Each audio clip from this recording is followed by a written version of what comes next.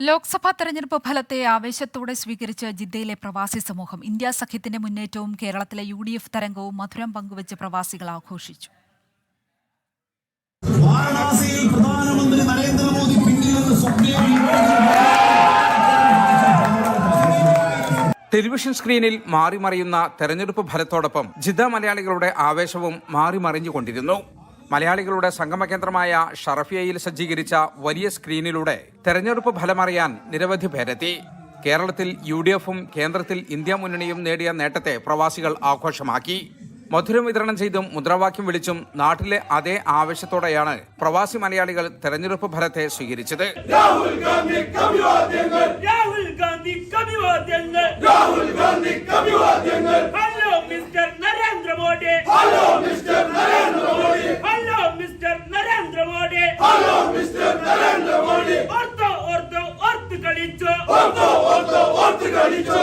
Indian ജനത ജനാധിപത്യത്തിനും മതേതരത്തിനും വേണ്ടി നിലനിൽക്കുന്നു എന്നുള്ളതിന്റെ തെളിവാണ് ഇന്ന് ഇന്ത്യ മുന്നണി രാജ്യത്ത് കാഴ്ചവെച്ച അഭൂതപൂർവ വിജയം.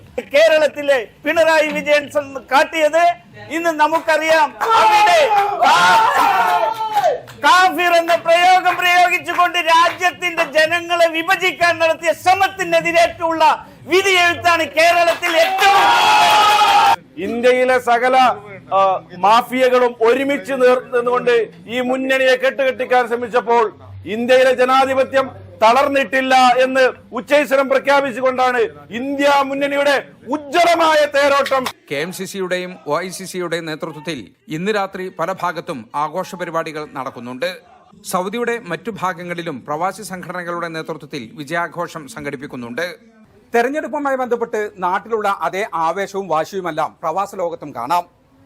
കേന്ദ്രത്തിൽ എന്ത് സംഭവിച്ചു എന്നതിനപ്പുറം കേരളം എങ്ങനെ വിധി എഴുതി എന്നതാണ് പ്രവാസ ലോകം പ്രധാനമായും ചർച്ച ചെയ്യുന്നത്.